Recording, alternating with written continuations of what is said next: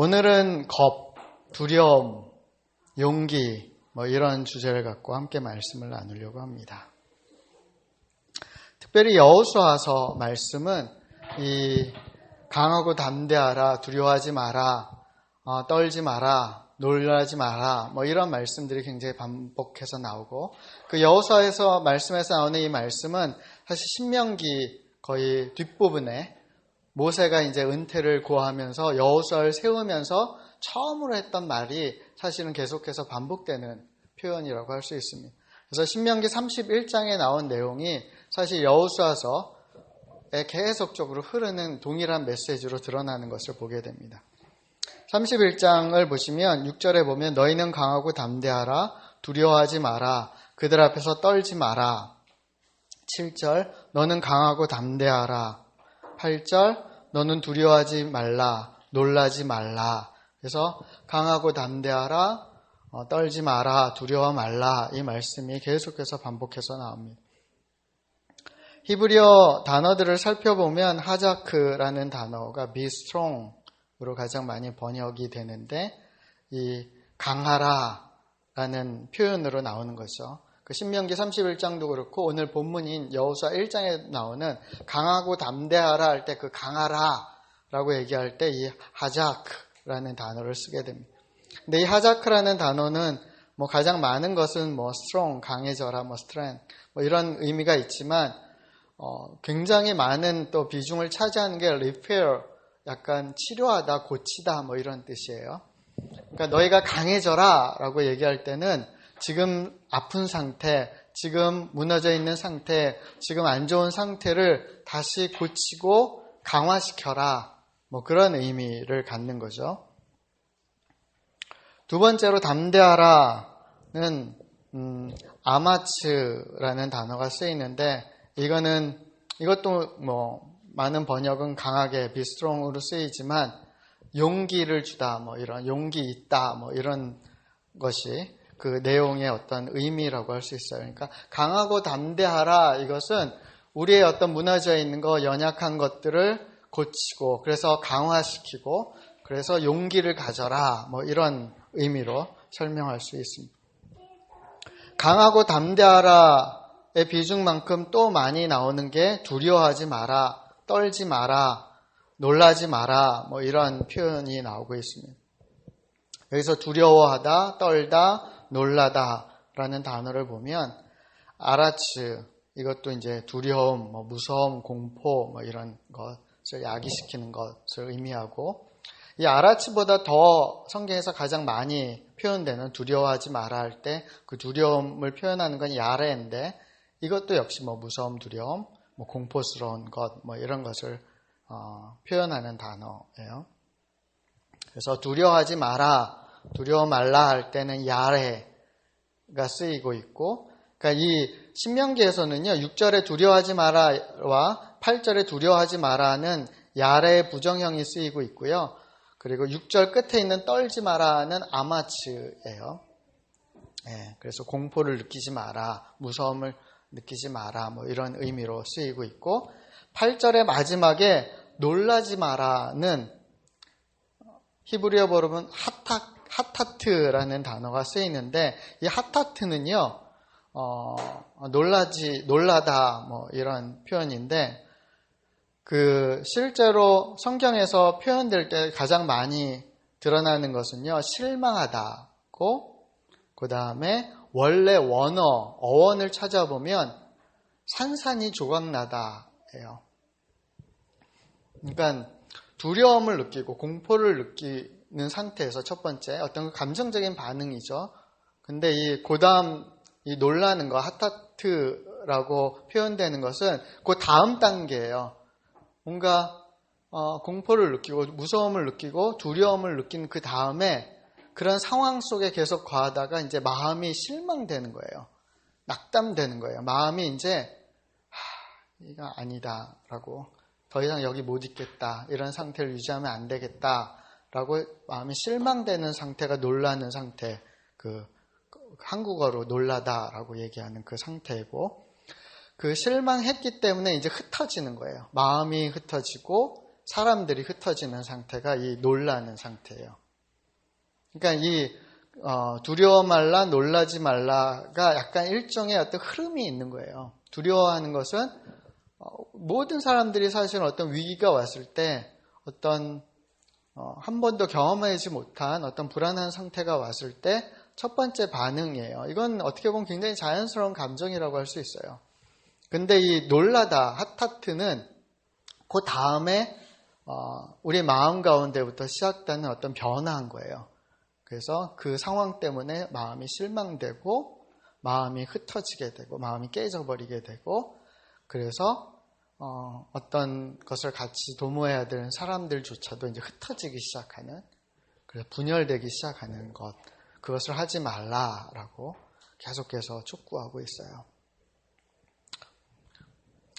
그 원어들을 조금 정리해 보면 그 강해라, 두려워 말라 뭐 그것은 이 be strong 안에는 강하게 고쳐라, 약해져 있는 너의 상태를 다시 강하게 해라, 치료해라, 플러스 다시 용기를 가져라.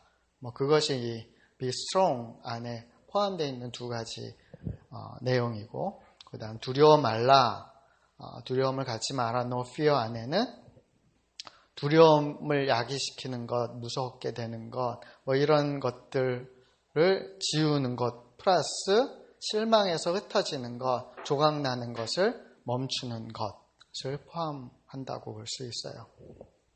그래서 이 두 가지에 대해서 계속적으로 신명기 말씀도 그렇고 여호수아 말씀은 계속해서 이스라엘 백성들에게 여호수아와 지도자들에게 계속해서 촉구하는 내용일 수 있어요.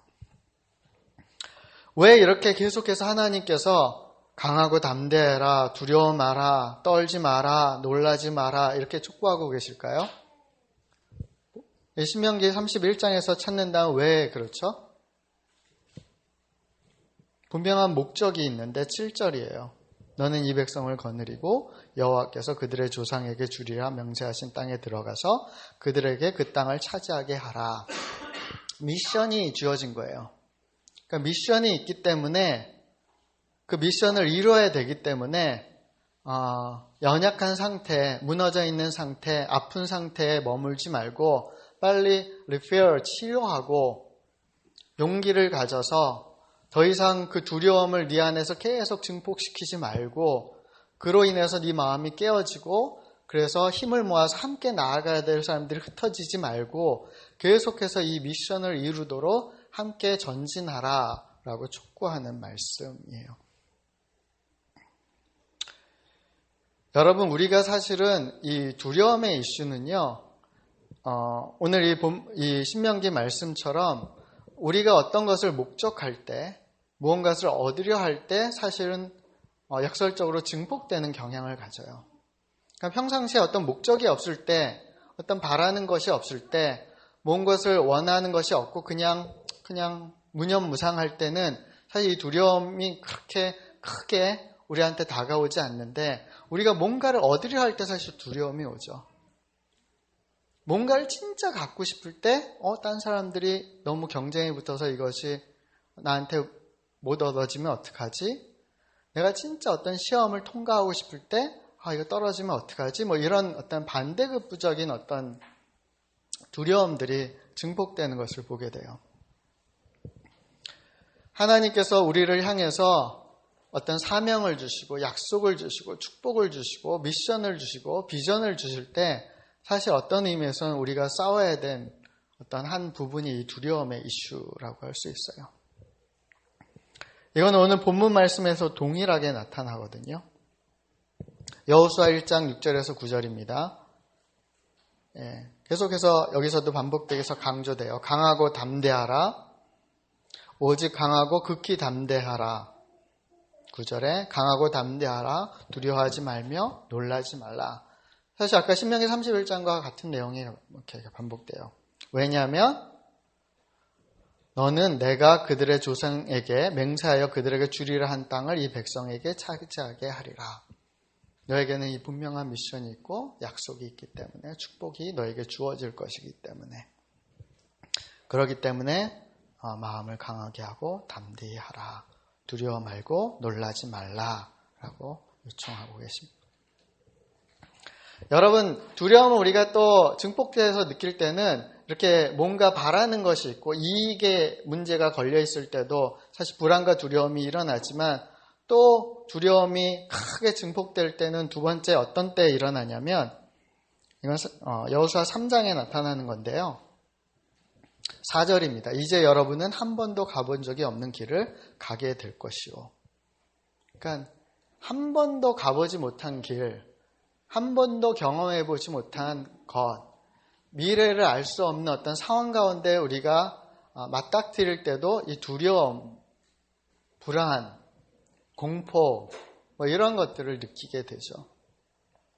지금 코로나19 바이러스 때문에 지금 온 국민이 느끼는 공포, 두려움, 무서움, 이것 중에 사실은 가장 큰 이유는 이게 어떻게 진행될지 모르기 때문에, 정말 빨리 치료제가 나올 수 있는지, 이것이 걸리면 어떤 양상을 갖게 될지를 사실 모르기 때문에 사실 우리는 큰 두려움을 갖게 되고 공포를 갖게 되고, 그 두려움이 커지니까 이성적인 판단보다는 어찌됐건 그 두려움을 해결할 수 있는 선택들을 자꾸만 하려고 하는 거죠.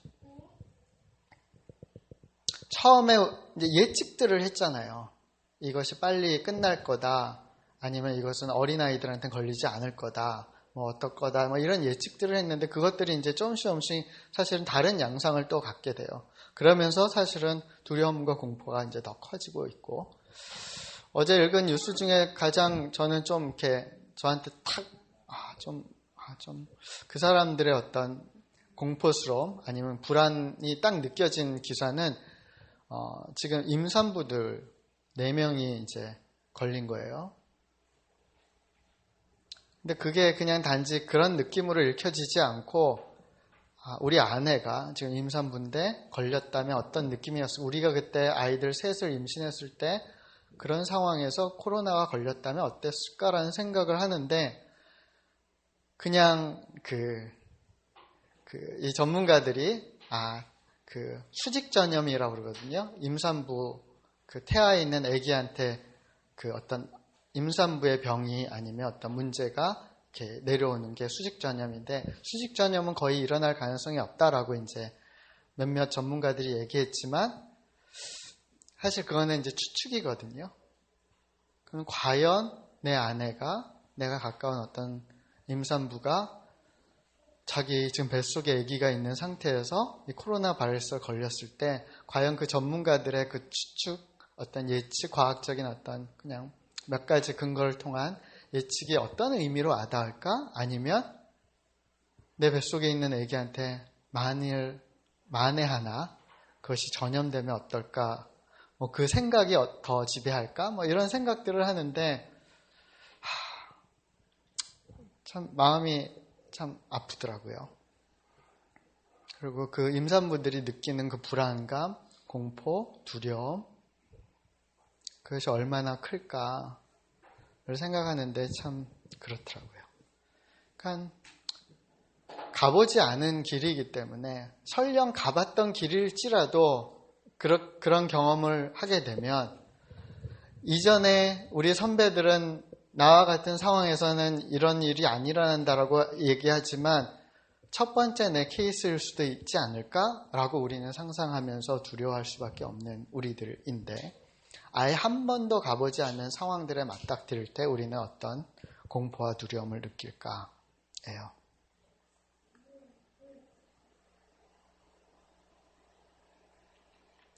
우리는 어떻게 보면 여기 있는 모두가 한 번도 가보지 않은 그 길로 인생을 살아가고 있는 사람들이죠.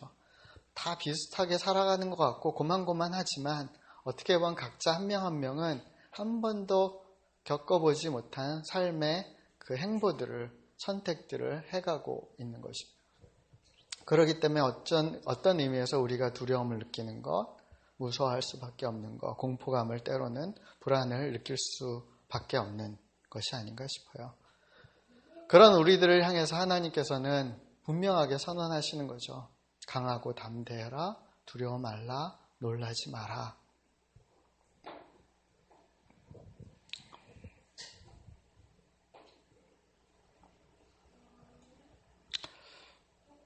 그러면서 이 여호수아 3장 4절과 5절에서는 두 가지에 대해서 하나님이 너희가 두려워하지 않고 강할 수 있는, 담대할 수 있는 그 어떤 근거 아니면 방법들에 대해서 제시하시는데, 첫 번째는 4절에 보면 언약궤를 따라가면 너희가 한 번도 가보지 않은 길을 가지만 이 광야길을 통과해서 요단강을 건너서 한 번도 만나보지 못한 7 족속과의 전쟁 앞에 너희는 지금 있지만, 하지만 언약궤를 따라가면, 그러면 그 한 번도 가보지 못한 길에서도 강하고 담대하고 두려워하지 않고 놀라지 않고 내가 약속한 것을 너희가 얻게 될 것이다 라고 제시하고 계세요. 언약궤는 어떤 거죠? 네. 이런 모형 사진과 같이 비슷하게 만들어진 조각목으로 금으로 싸서 만든 것이고, 이 안에는 3개가 담겨 있죠. 뭐뭐 담겨 있죠? 네? 십계명 돌판, 지팡이, 아론의 쌍난 지팡이, 마지막으로 만나 담은 항아리, 아론의 쌍난 지팡이, 그 다음에 십계명을 적은 돌판, 이 3가지를 넣게 되어 있어요. 히브리서 9장에 이제 그것에 대해서 이제 다시 한번 정리하면서 3가지를 언급해요. 만나를 담은 큰 항아리, 아론의 쌍난 지팡이, 언약의 돌판. 근데 이 3가지, 언약궤가 담고 있는 3가지에 대한 해석이 성서학자들마다 약간의 차이가 있지만, 일단은 가장 공통적으로 많이 얘기하는 것은 만나를 담은 금 항아리와 언약의 돌판들은 하나님의 말씀이라는 공통점을 갖고 있다라고 얘기해요. 근데 이번에 제가 다시 이 언약궤를 따라간다는 게 어떤 의미일까에 대해서 묵상하면서 다시 이 히브리서 말씀하고 그 민수기에 나오는 이 말씀을 좀 이렇게 묵상하면서 저 개인적으로는 약간 인사이트를 받게 된 것은, 어떤 의미에서 저 3가지 다 말씀이더라고요. 말씀이에요. 언약의 돌판은요, 어떤 의미에서는 구약의 율법과 같은 말씀이에요. 신약에 와서 사도 바울이 뭐라고 얘기하냐면, 저 율법의 기능은 죄를 밝히 드러내는 거예요. 우리가 저 하나님의 말씀을 다 지킬 수 없는 불완전한 죄인인 것을 밝히 드러내서 우리가 말씀 앞에서 죽는 거예요. 어떻게 보면 저 율법의 말씀은 우리의 옛사람을 포기하는 거, 하나님 난 할 수 없습니다 라고 하나님 앞에서 죽음을 하게 하는 말씀, 우리의 연약함과 그런 죄악들을 드러내는 말씀이에요. 어떻게 우리를 역설적으로 보면 죽이는 말씀이고, 만나 항아리는 우리를 살리는 말씀이에요. 날마다 일용할 양식을 주시는 것처럼 우리의 생명을 하나님 안에서 살 수 있도록 허락하시는 말씀이에요. 우리를 살려내는 말씀이에요. 이거는 요한복음에 나오는 생명의 떡과 연관돼요. 나는 생명의 떡이니 나를 먹으라라고 예수님이 우리에게 말씀하신 것과 연결이 있어요. 그러니까 이것은 또 살려내는 말씀이고요.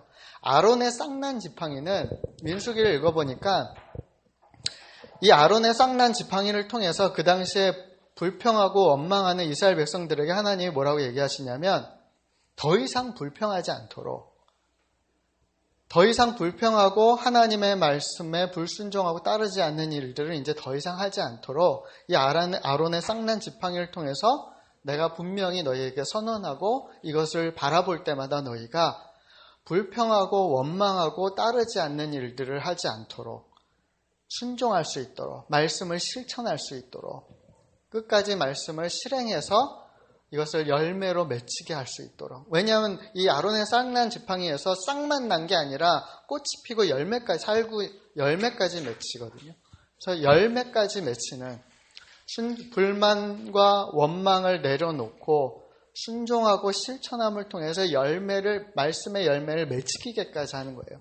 그러니까 이 언약궤를 따라간다는 것은 말씀 앞에서 우리가 죽고, 말씀 앞에서 다시 살아나고, 말씀을 통해서 살아나고, 말씀 앞에서 우리가 불안하기 때문에, 두렵기 때문에 우리의 어떤 이익의 문제가 걸렸기 때문에 불평하고 원망하고 좌절하고 실망하고 흩어지기보다는 그런 마음들을 내려놓고 때로는 이해가 되지 않더라도 믿음으로 순종하고 실천함을 통해서 열매를 맺히는 것까지 하는 것. 말씀에 어떻게 보면 온전한 가운데 들어가는 거죠. 그러니까 우리가 두렵고 떨리고 놀라게 되고 그래서 연약해지고 용기를 잃어버리게 되고 공포스럽게 되는 우리가 그것을 극복하기 위해서는 언약궤를 말씀을 따라가야 되는데 그 말씀을 따라간다는 게 단지 그냥 곁에 말씀을 두는 게 아니라 말씀의 한 단편적인 어떤 그 내용을 그냥 가져와서 위로받는 게 아니라 말씀 앞에서 내가 죽고 말씀 안에서 내가 다시 살아나고 단지 그냥 살아나는 정도가 아니라 어찌하든 믿음으로 말씀을 실천하고 열매 맺는 데까지 나아가는 것. 그렇게 될 때 진리 앞에 쓸 때 진리로 살아갈 때 말씀으로 거룩하여 살아갈 때 그때 더 이상 우리가 두려워하거나 놀라지 않고 강하고 담대해질 수 있다라고 말씀하는 것입니다. 그게 오늘 본문 말씀에서는 그래서 자꾸만 강하고 담대하라, 두려워 말라, 놀라지 말라 하면서 계속해서 뭐를 얘기하고 계시죠? 이 율법책을 네 입에서 떠나지 말게 하며 주야로 그것을 묵상하고 그 안에 기록된 대로 다 지켜 행하라 라고. 지켜 행하는 것까지 아론의 쌍난 지팡이의 어떤 그 모습까지도 계속해서 얘기하시고 7절에 보시면 다시 나의 종 모세가 너에게 명령한 그 율법을 다 지켜 행하고 우로나 좌로나 치우치지 말라라고 말씀하세요. 이번에 성경 통독을 하면서 저는 여호수아 읽으면서 이 좌로나 우로나 치우치지 말라라는 말씀이 좀 더 간절하게 더 깊이 있게 저를 터치했어요. 왜냐하면 요즘에 가장 이슈가 되는 문제이기 때문에 그래요. 좌로나 우로나 치우치는 거.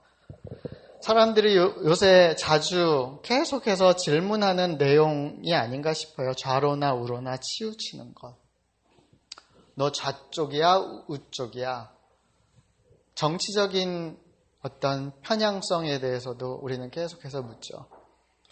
저도 카톡이나 네이버나 다음이나 아니면 페이스북을 하면서 딴 사람들이 올리는 어떤 글들, 기사들, 내 지인들이 어떤 올리는 자료들을 보면서 사실 무의식 중에 얘는 어느 쪽이지? 라는 사실은 생각을 하게 되고 그것을 갖고 좀 저울질할 때가 솔직히 있어요.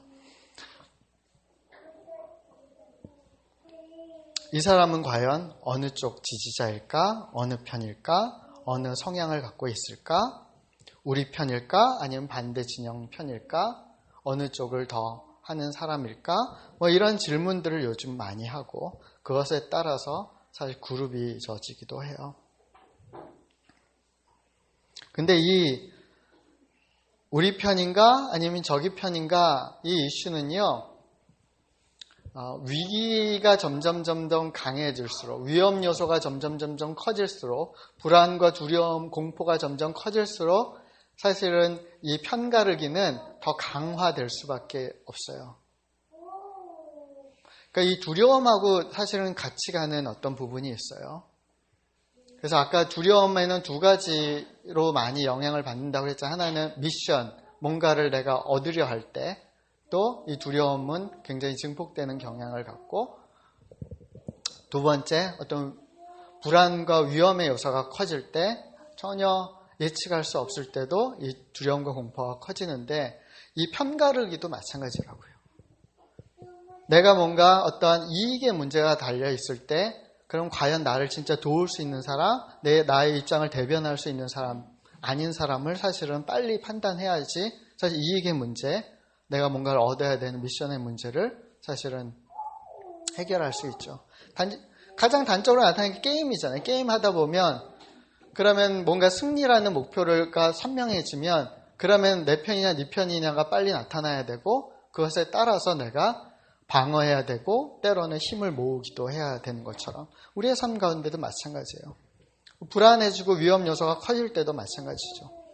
여호수아 5장을 읽어보니까 여리고성을 이제 공격해 들어가기 바로 직전이거든요. 5장이 6장부터 여리고성을 이제 함락시키는 전쟁이 시작되는데 바로 직전에 여호수아가 얼마나 긴장이 됐겠어요. 늘 모세 밑에서 따르기만 하다가 이제 자기가 주도적인 리더가 돼서 이제 막 왔어요. 그전에는 오면서 문제가 많이 있긴 했지만 사실 어떻게 보면 본격적인 첫 번째 전쟁이라고요. 목숨 걸고 싸워야 되는 거라고요. 조금만 자기가 판단을 잘못하고 내가 조금만 어떤 상황을 대처를 못하면 사실 나의 동료들이, 나의 군인들이, 나의 가족들이 다 죽을 수 있는 상황이라고요. 얼마나 긴장이 됐겠어요. 그런 상황에서 그 여리고 근처에 가는데 칼을 든 사람이 나타나요. 그때 여호수아가 어떻게 하죠? 13절에 보면 질문해요. 당신은 우리 편이요? 아니면 적의 편이요? 어떻게 보면 굉장히 리더로서 아니 이 상황을 어찌됐건 헤쳐나가야 될 사람으로서 적절한 질문일 수 있어요. 우리 편일까? 아니면 적의 편일까? 근데 이 질문 앞에서 대답이 뭐죠? 그 사람의 대답은 여호수아의 예상하고는 좀 달랐어요. 나는 누구의 편도 아니다. 나는 여호와의 군대 사령관으로 왔다. 어떤 의미에서 정말 지금 온 이 사람이 아니죠. 여호와의 군대 사령관, 천군 천사 같은 사람이었으니까. 근데 하나님께로부터 보냄받은 천사라면, 하나님으로부터 보냄받은 군대 사령관이라면 어떤 의미에서 여호수아 입장에서는, 이스라엘 백성들의 입장에서는, 우리의 입장에서는 당연히 이렇게 대답하는 것을 기대하지 않겠어요? 걱정 마. 나는 하나님께서 너를 위해서 보낸 편이야. 너의 편이야. 걱정하지 마. 네 편이야. 하나님 보낸 네 편이야. 두려워하지 마. 염려하지 마. 이렇게 대답하기를 기대하겠죠. 근데 그 군대 사령관은 나는 누구의 편도 아니다 라고 선언해요. 사람들은 어찌됐건 늘 내 편이 되어주기를 원해요. 모든 사람이 그럴 수는 없겠지만 그래도 내 가까운 가족, 지인, 나와 오랫동안 교제를 나눴고 관계했던 사람들이 그래도 다 모든 이슈에 대해서 그러지는 않겠지만 그래도 내 입장을 이해해주고 내 편에 서서 있기를 원하죠. 어떤 상황에서도 변치 않고 줄곧 나만 지지해줄 어떤 한 명을 찾기도 해요. 어떻게 우리가 결혼하는 이유 중에 한 이유일 수도 있겠죠. 물론 그걸 기대하는 거 아닐 수도 있지만. 그런데 하나님의 군대 사령관은 나는 누구의 편도 아니다 라고 말씀합니다. 왜 그렇게 말씀하시죠?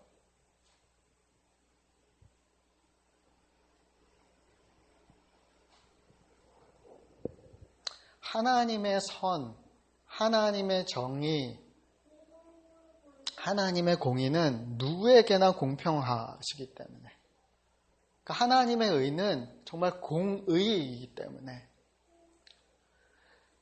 내 편이면 봐주고 저 사람 편이면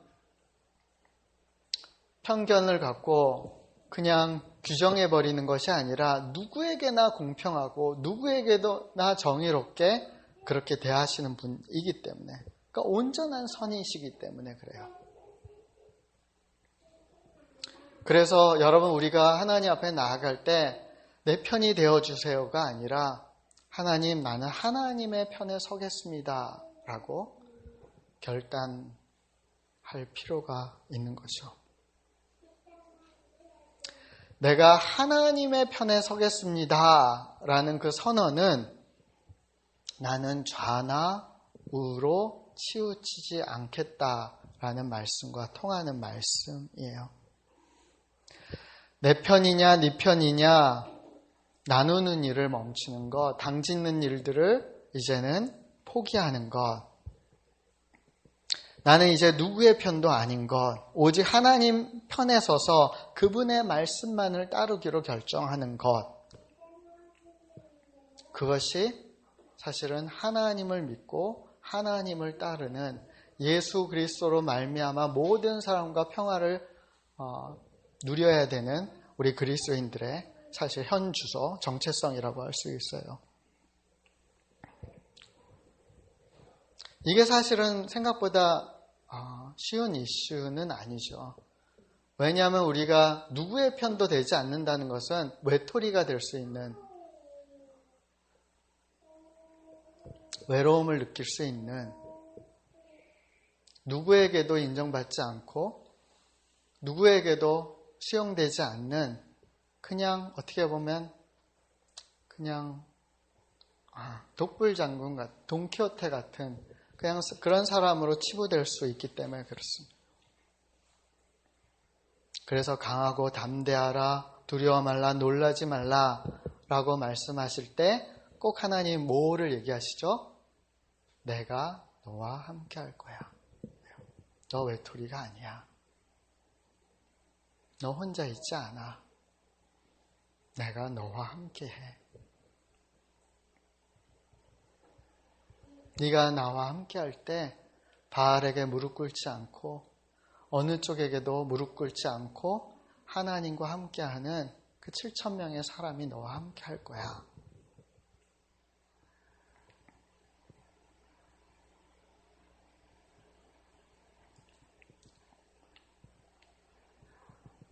누구의 편도 아니고 정말 하나님의 편에 서기 원하는 사람들, 그 사람들한테 요구되는 게 있는데 그것은 뭐죠? 15절이에요. 너의 신을 벗어라. 네가 서 있는 곳은 거룩한 곳이다. 거룩이에요. 거룩. 세상과 전혀 구별되어 버리는 거예요. 세상에서 살아가고 있으나 세상에 속하지 않는 상태예요. 우리가 정말 하나님과 함께 구별되기 시작할 때, 거룩하여질 때 우리는 누구의 편도 아닌 상태, 하지만 모두를 위하고 모두와 평화를 누리고 모두를 위해서 사랑으로 중보할 수 있는 상태, 그런 상태로 나아갈 수 있는 거죠. 저는 오늘날 하나님께서 찾으시는 하나님의 사람들의 모습은 그런 모습이 아닌가 그렇게 생각해요.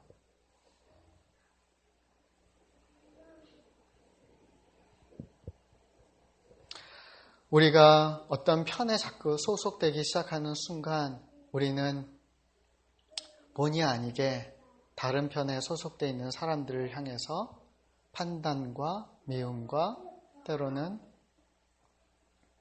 정죄를 쉽게 하는 그룹 이기주의에 빠질 때가 너무나 많기 때문에 그렇습니다.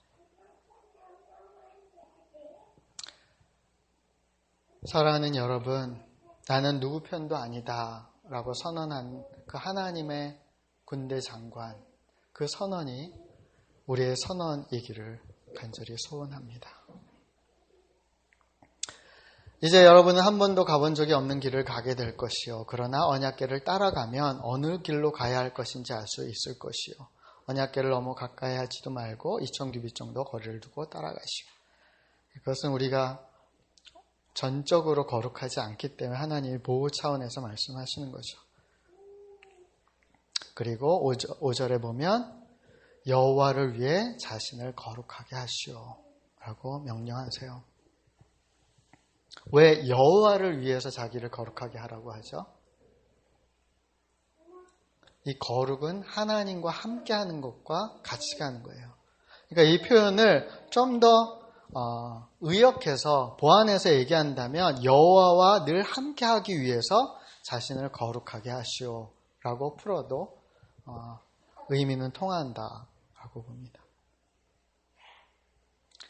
우리가 여호와와 함께할 때 사실 우리가 아무리 연약하고 부족할지라도 하나님이 우리를 repair, 고치시고 치료하시고 강하게 하시고 우리에게 용기 주시고 담대하게 하시고 결코 두려워하지 않고 놀라지 않고 일어날 수 있기 때문에 하나님이 주신 그 약속을 이룰 때까지 포기하지 않고 우리가 계속 나아갈 수 있기 때문에 그렇기 때문에 우리가 정말 하나님과 함께하기를 소원한다면 우리는 끊임없이 우리를 거룩하게 하는 이 헌신을 할 필요가 있는 것이죠. 그리고 우리가 거룩해질 때 두려움과 공포의 이슈를 우리는 넉넉하게 이기게 되는 것입니다.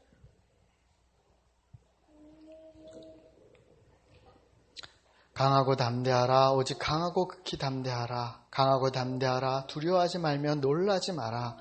너는 내가 그들의 조상에게 맹세하여 그들에게 주리라 한 땅을 이 백성에게 차지하게 하리라.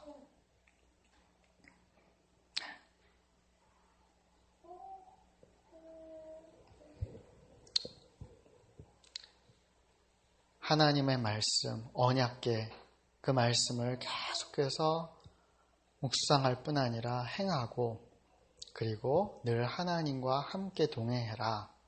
이것을 우리에게는 명령으로 바꾸면 너희가 여호와와 함께하기 위해서 늘 거룩하게 힘쓰라 라고 요청하고 있습니다. 여호수아 말씀은 사실은 그 큰 덩어리의 명령, 그 요청, 그것을 갖고 계속해서 약속의 땅을 어떻게 성취해가고 차지하고 전쟁에서 승리하면서 그것을 열매로 얻게 되었는가의 어떤 역사적인 기록들이고 여호수아 24장에서는 그 모든 땅들을 얻은 후에 마지막으로 여호수아가 다시 한번 그 얻은 땅 가운데 하나님의 약속대로 살기 위해서 약속이 축복이 되게 하기 위해선 어떠해야 되는지 다시 한번 결정하는 결단을 요청하시는데 여호수아가 말했습니다. 여러분은 여호와를 잘 섬긴다고 하나 그렇지 못할 수도 있을 것이요. 왜냐하면 여호와는 거룩한 하나님이시기 때문이요. 또 질투하시는 하나님이시기 때문이요. 만약 여러분이 여호와를 배반하고 죄를 짓는다면 여호와께서 여러분을 용서하지 않으실 것이요. 여러분은 여호와를 잘 섬기고 싶다고 하지만 그렇지 못할 수 있어요. 그건 여러분이 연약하고 죄 많은 사람들이라서 이렇게 여호수아는 얘기하는 게 아니라 하나님이 거룩하기 때문에 하나님의 거룩하심이 너무나 세상과 다르기 때문에 그러기 때문에 우리가 섬기려고 하지만 그 거룩하심 앞에 사실 우리가 실패할 수 있는 거죠. 연약함이 드러나고 무너질 수 있는 거예요. 20절 만약 여러분이 여호와를 저버리고 다른 신을 섬긴다면 여호와께서는 마음을 돌이켜 여러분에게 큰 괴로움을 주실 것이요. 여호와께서는 여러분에게 복을 주신 뒤에라도 여러분이 여호와를 저버린다면 여러분을 멸망시켜 버리실 것이요.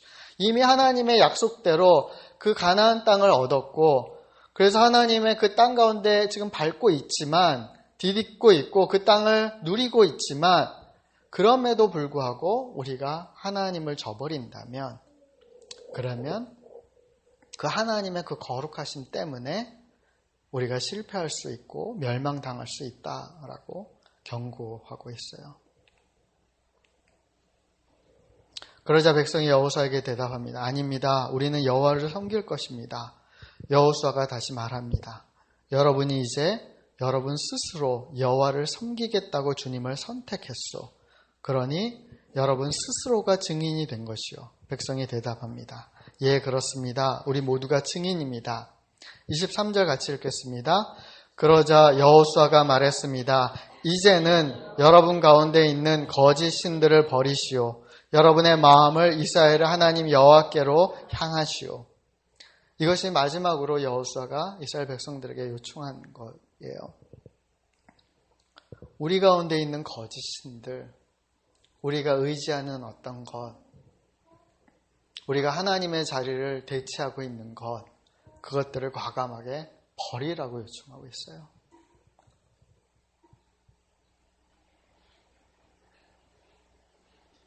딴 건 몰라도 이것만큼은 포기할 수 없어. 이것만이 내 편이야 라고 여기는 나 이것만을 지지할 거야. 이것을 위해서는 싸움도 불사할 거야 라는 그것을 버리라고 말씀하시는 거예요.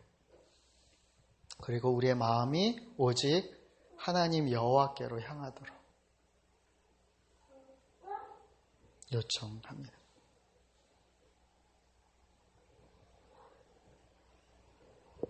내가 너에게 명령하는 것이 아니냐? 강하고 담대하라. 두려워하지 마라.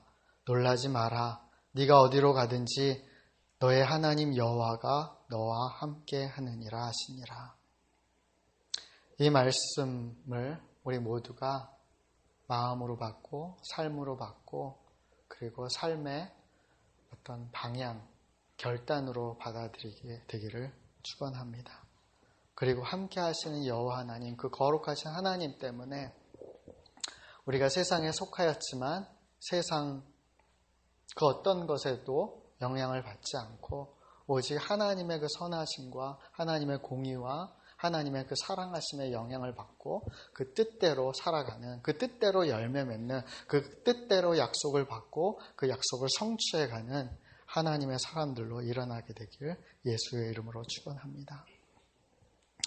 여러분, 특히 코로나19 때문에 많이 예민한 이 상황 속에서 여러 의견들이 다투고 여러 논쟁들이 일어나고 입장들이 달라지는 이 상황 속에서 우리가 정말 하나님 앞에서 정직하게 기도했으면 좋겠고, 그리고 과연 나는 어느 쪽이냐가 아니라 정말 하나님 편에 서 있는가, 하나님의 그 선하심, 하나님의 공의, 하나님의 사랑, 그 사랑으로 나는 이 문제를 위해 기도하고 실천하고 열매 맺을 것인가, 그렇게 하려는 사람들을 도와주고 보호해주고 함께 일어날 것인가, 우리가 그것을 끊임없이 질문하고 끊임없이 그 안에서 결단하고 끊임없이 주 앞에 헌신하는 그런 새로운 길을 선택하길 예수의 이름으로 축원합니다. 우리 함께 기도하겠습니다.